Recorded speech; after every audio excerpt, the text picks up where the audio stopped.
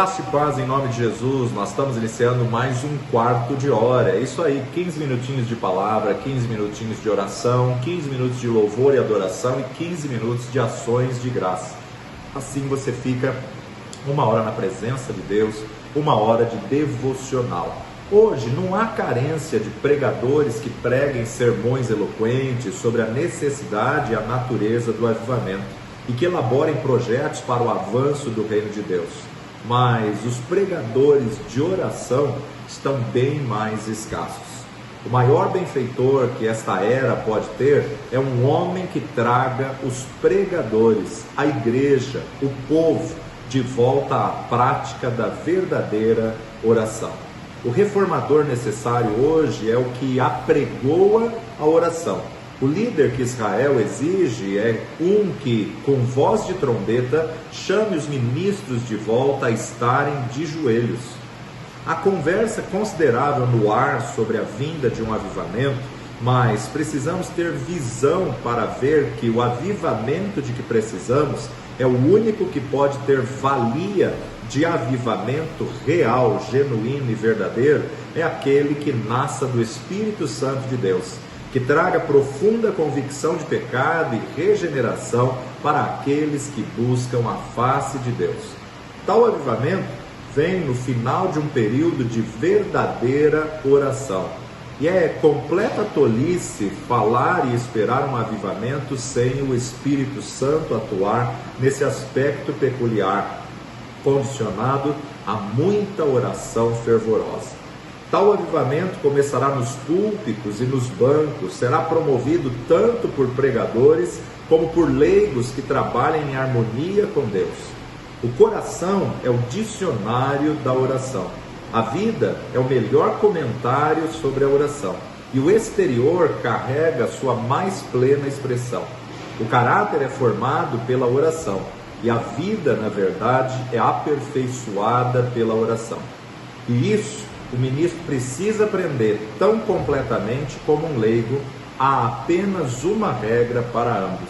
Em geral, os discípulos de Cristo eram bastante avessos à oração, tendo pouco gosto pela oração e estando praticamente alheios ao mestre no que se referia aos temas pelos quais orava e às suas mais poderosas lutas. E isso a tal ponto que o mestre teve que selecionar um grupo de 3 que estavam mais aptos para a tarefa: Pedro, Tiago e João. Esses tinham mais compreensão e satisfação no serviço divino e ele os separou para que pudessem aprender a lição da oração. Esses homens estavam mais próximos de Jesus, tinham mais entendimento do que se passava e eram mais úteis ao mestre porque oravam mais com o mestre. De fato, abençoados são aqueles discípulos a quem Jesus, neste dia, chama a uma comunhão mais íntima com ele, os quais, respondendo prontamente ao chamado, se põem de joelhos perante ele. Perturbadora, na verdade, é a condição daqueles servos de Jesus que, no coração, são avessos ao exercício do ministério da oração. Todas as grandes eras do nosso Senhor, históricas e espirituais, foram geradas ou moldadas pela oração dele. Igualmente, seus planos e grandes realizações nasceram em oração e foram impregnados por esse Espírito. Assim como era o mestre, assim também deve ser o seu servo. Assim como fez o Senhor nos grandes momentos da sua vida, assim deve fazer o discípulo quando enfrentar crises importantes. Ajoelhe-se, ó Israel. Deveria ser a chamada da trombeta aos ministros dessa geração. A forma mais elevada de vida religiosa é alcançada pela oração. As mais ricas revelações de Deus, Pai, o Filho, o Espírito Santo, são feitas não aos entendidos, aos grandes ou aos nobres da terra, mas aos homens de oração. Irmãos, pensem no que vocês eram quando foram chamados. Poucos eram sábios segundo os padrões humanos, poucos eram poderosos, poucos eram nobres desde o nascimento. 1 Coríntios, capítulo 1, 26, Paulo vai nos mostrar exatamente isso. A quem Deus fazia conhecidas as profundas coisas de Deus e revelava as coisas elevadas de seu caráter, senão aos humildes, inquiridores homens de oração. E mais uma vez, deve ser dito, isso é válido tanto para pregadores como para leigos. É o homem espiritual que ora, e aos homens de oração, Deus faz suas revelações por meio do Espírito Santo dele. Pregadores de oração sempre trouxeram maior glória a Deus, moveram o Evangelho adiante em maior e mais rápida medida e poder. Um pregador que não ora e uma igreja que não ora pode florescer exteriormente e avançar em muitos aspectos da vida. Tanto a igreja como o pregador podem se tornar sinônimos de sucesso, mas a menos que o êxito repouse na base da oração, todo sucesso acabará reduzindo-se à vida enfraquecida e decadência final. Não tem, porque não pedem, é o que Tiago vai nos dizer no capítulo 4, versículo 2. É a solução de toda fraqueza espiritual na vida pessoal, como no púlpito. Ou então, quando pedem, não recebem, pois pedem por motivos errados. Tiago capítulo 4, versículo 3. Oração verdadeira é o fundamento de todo sucesso real do ministro nas coisas de Deus. A estabilidade, energia e habilidade com que o reino de Deus é estabelecido nesse mundo dependem da oração. Deus fez que as coisas fossem assim. Portanto, Deus está ansioso para que os homens orem mais. Ele está especialmente interessado em que seus ministros escolhidos sejam homens de oração. Por isso faz a maravilhosa declaração que se encontra em Mateus a fim de encorajar os seus ministros a orar. Peçam e será dado, busquem e encontrarão, batam e a porta será aberta. Pois todo o que pede recebe, o que busca encontra, e àquele que bate a porta será aberta. Assim, tanto a ordem como a promessa direta enfatizam a preocupação de Jesus com o fato de que eles devem orar. Pare e reflita nessas palavras familiares. Peçam e será dado. Isso parece que seria suficiente para nos levar todos, leigos e pregadores, a orar. Tão direta, simples e ilimitada é a ordem. Essas palavras abrem todos os tesouros do céu para nós, simplesmente pedindo por eles.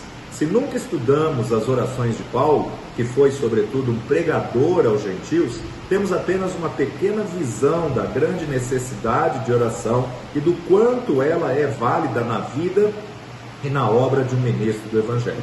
Além disso, teremos apenas uma visão muito limitada das possibilidades do Evangelho para enriquecer, fortalecer e aperfeiçoar o caráter cristão, bem como para equipar os pregadores para a sua santa e elevada tarefa.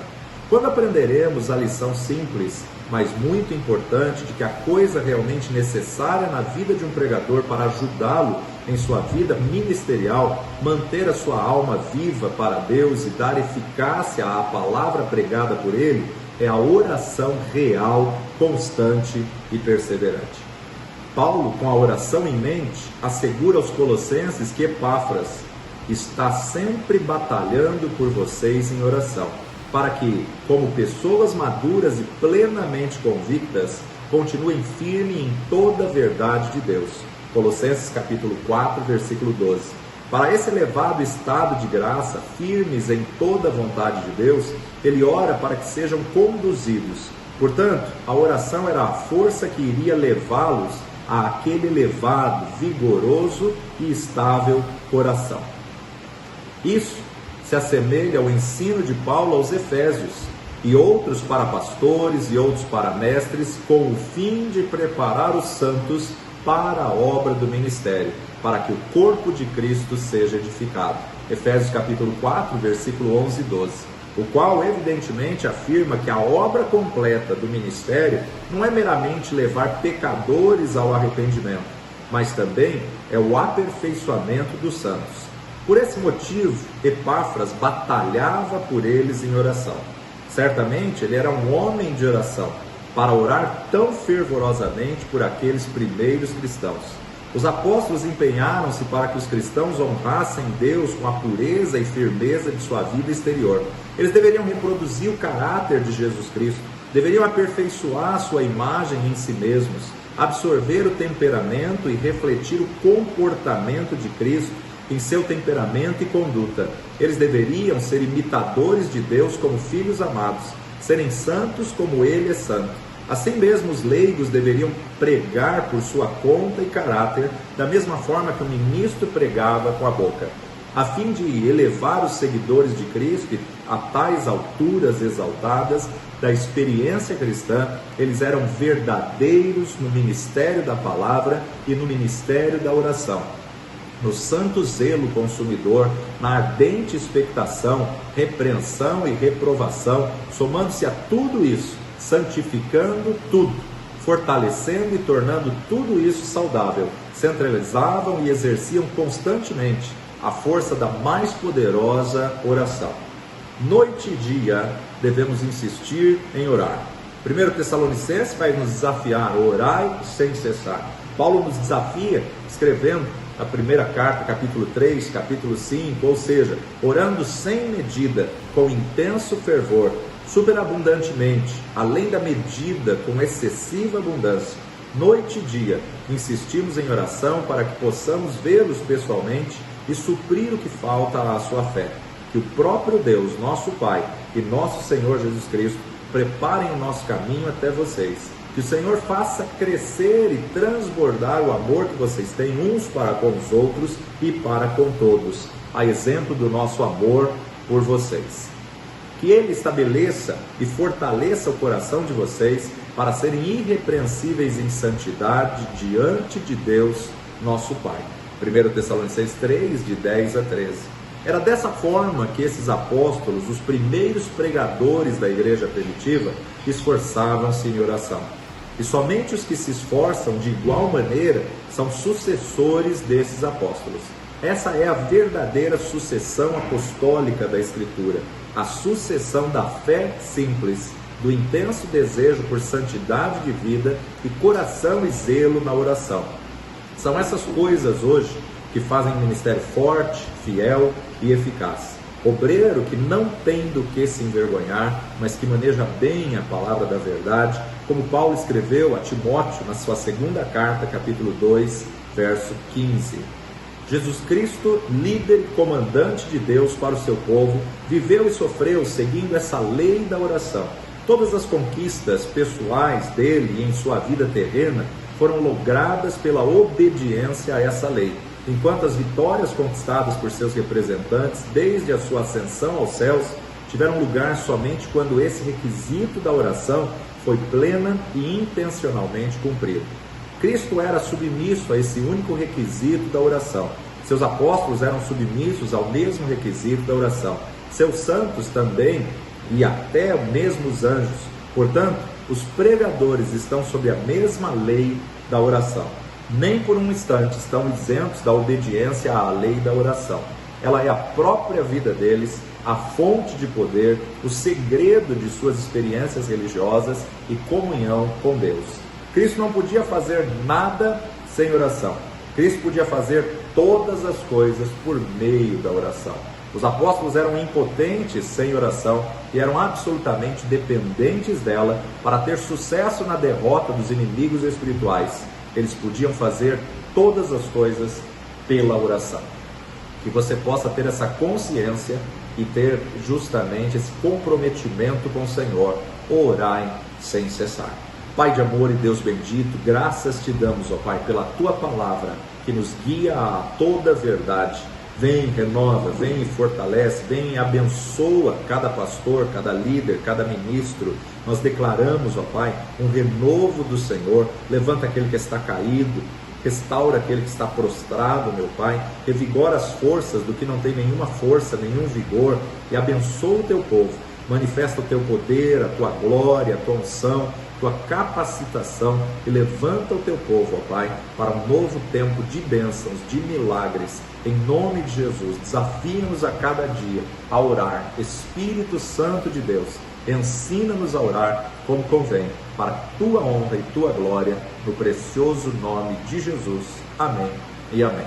Se você perdeu alguma devocional, entra nas nossas redes sociais, na fanpage do Facebook, Rede Global de Intercessores.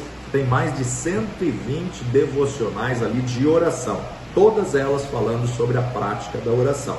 Ou então no meu blog, www.mentoreadospara-mentorear.com. Se você ainda não é inscrito no nosso canal do YouTube, youtube.com/torreforte, se inscreva, clique ali, compartilha as mensagens e muito mais, desafiando as pessoas a orarem. E levanta uma equipe de oração, levanta grupos, duplas de oração. E se essa palavra tem falado com você, compartilhe com outras pessoas, postando aqui também seus pedidos e os seus testemunhos de oração. Deus te abençoe, fique firme e até a próxima no nome de Jesus.